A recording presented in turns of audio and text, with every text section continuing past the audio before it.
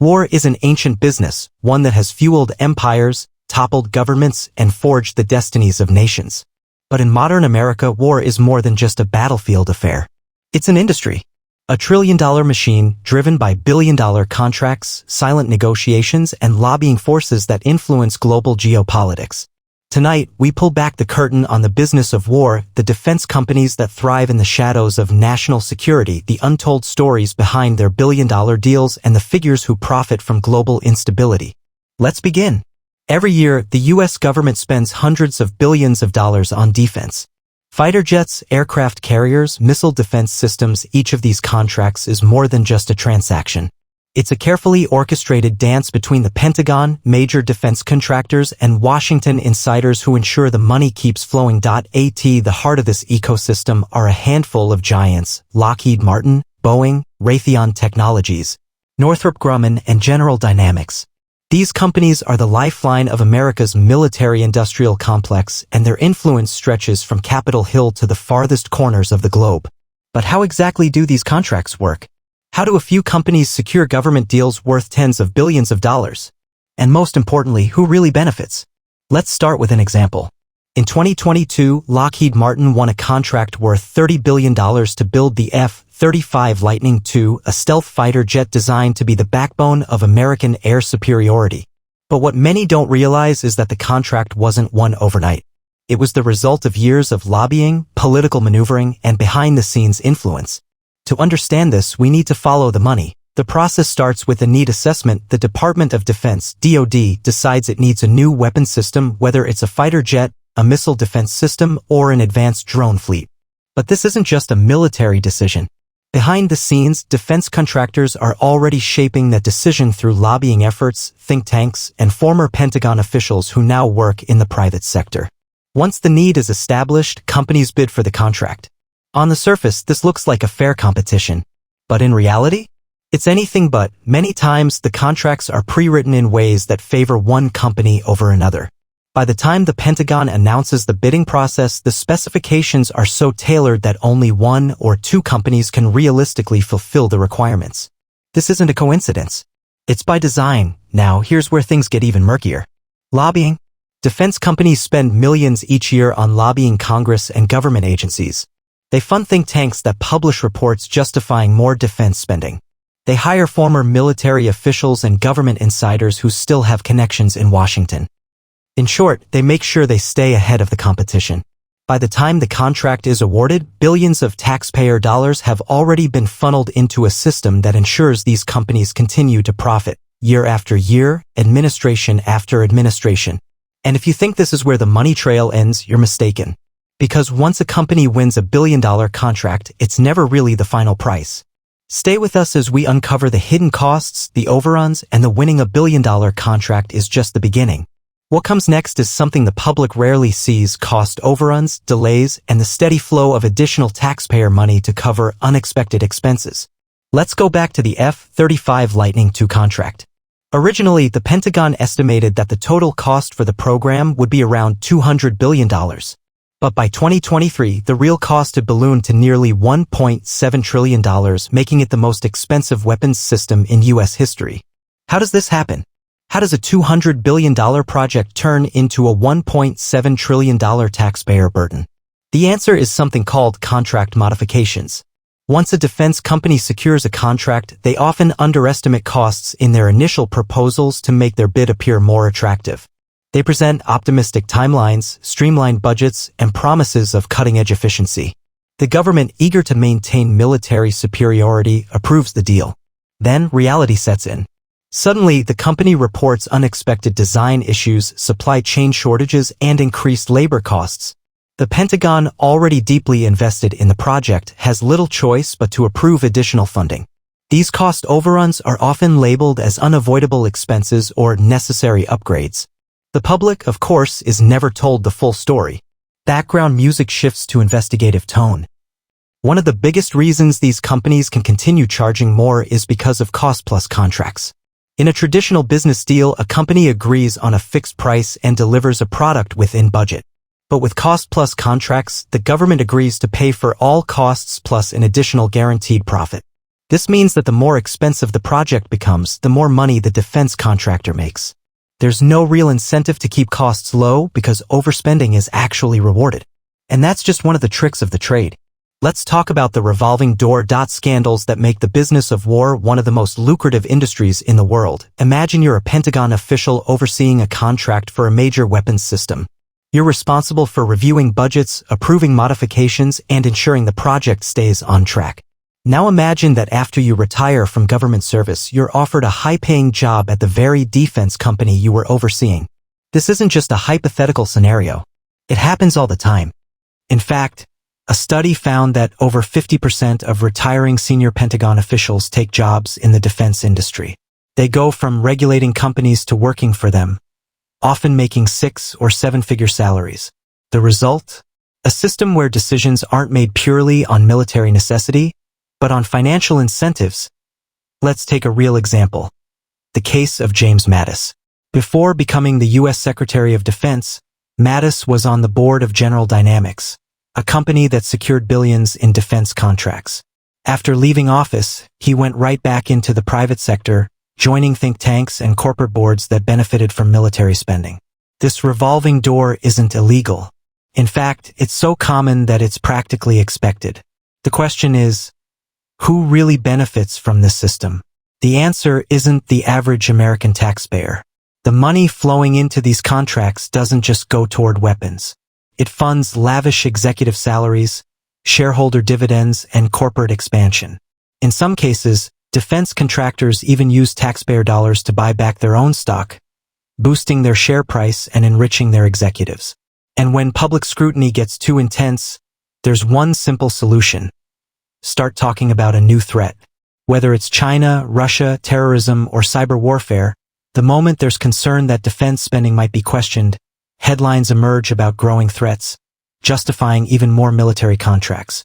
But how much of this is real? And how much is just part of the game? The American taxpayer spends more on defense than the next 10 countries combined. But who decides how much gets spent?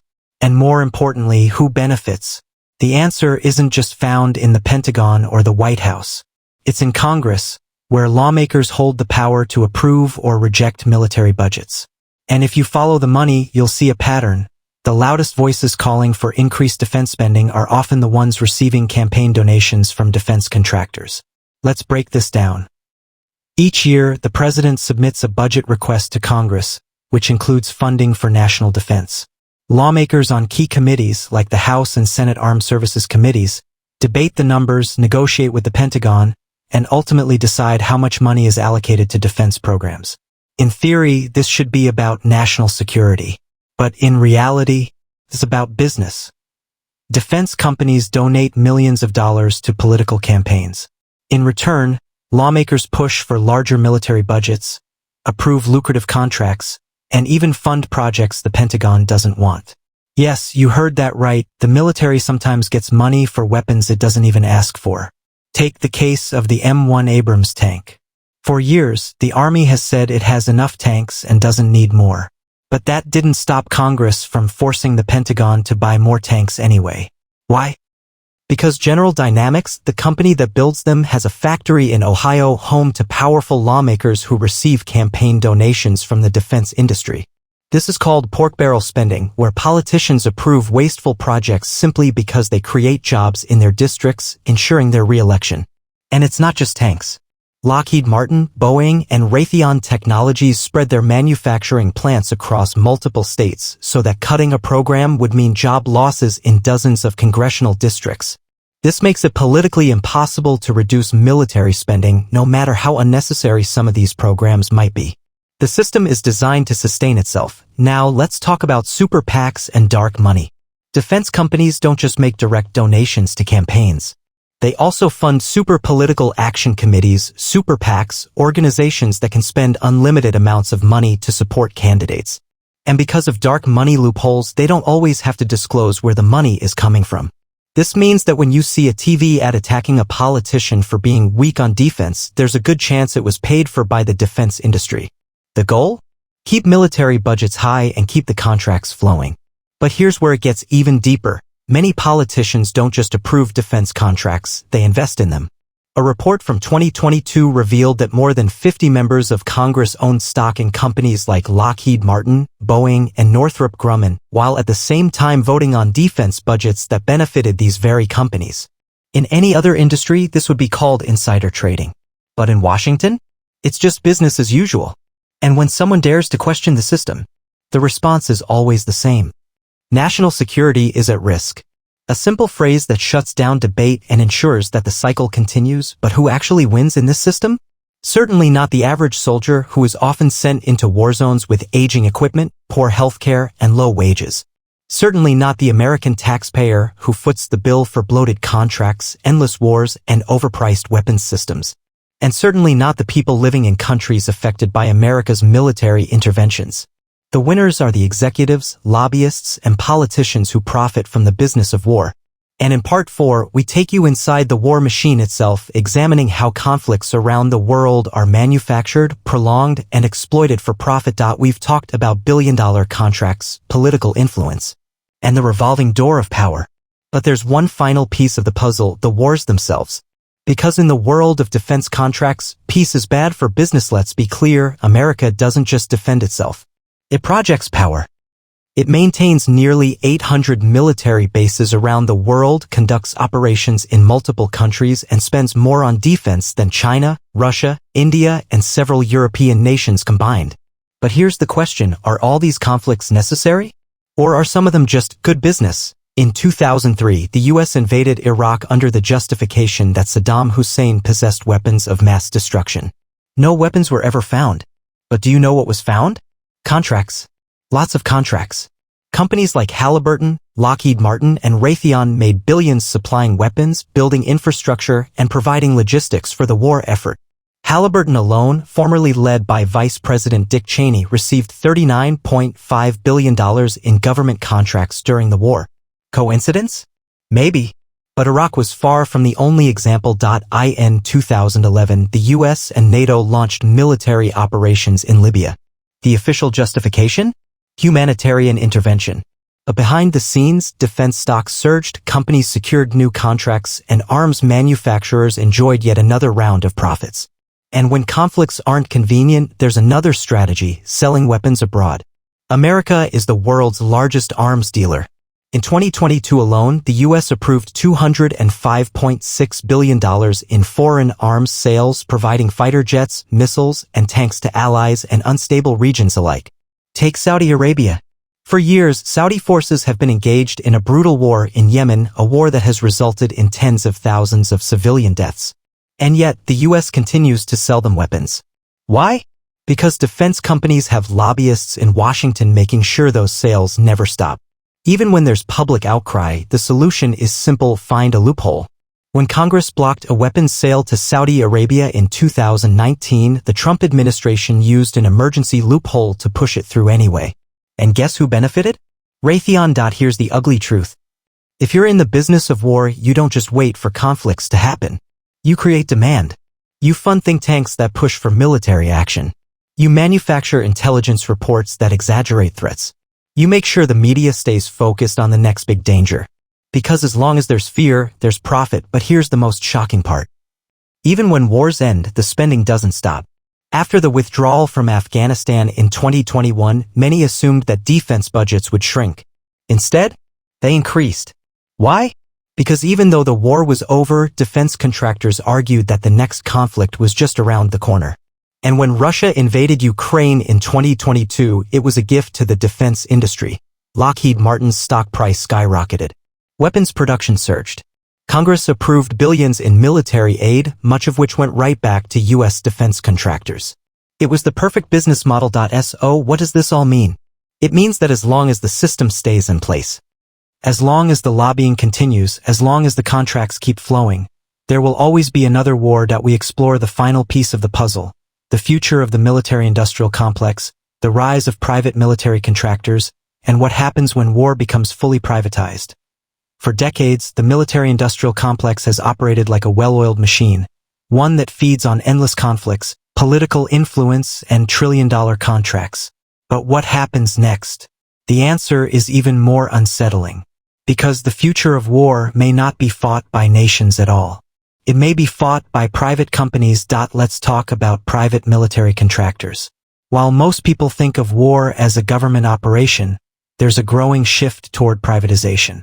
Companies like Blackwater, now rebranded as Academy, DynCorp, and G4S have been quietly reshaping modern warfare, not as defense contractors, but as private armies. During the wars in Iraq and Afghanistan, tens of thousands of these contractors were deployed alongside U.S. troops. But here's the key difference.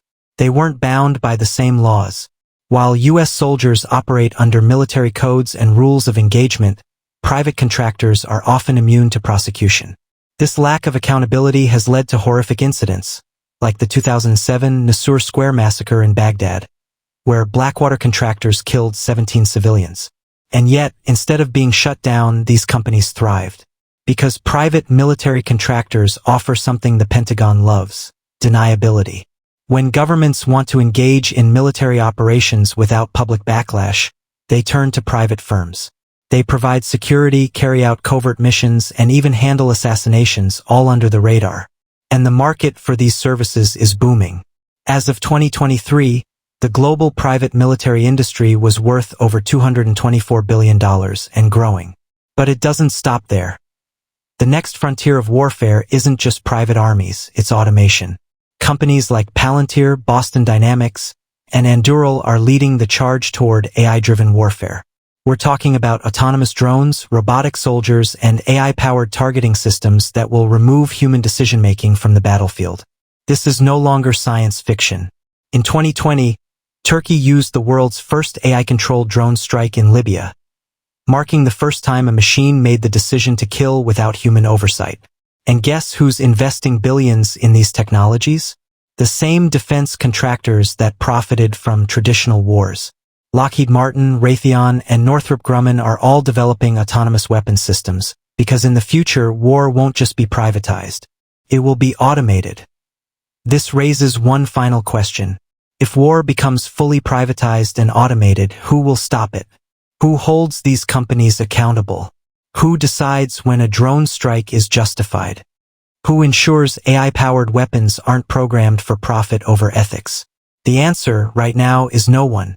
Because while the world debates ethics, the defense industry continues to innovate. Because at the end of the day, war isn't just a conflict. It's a business. And in a system where war means profit, there's only one certainty. The wars will never end. This has been Business Stories, uncovering the dark reality behind the billion-dollar defense contracts shaping America's wars. If you found this episode eye-opening, don't forget to like, share, and subscribe. Because the more we expose the truth, the harder it becomes to ignore. Until next time.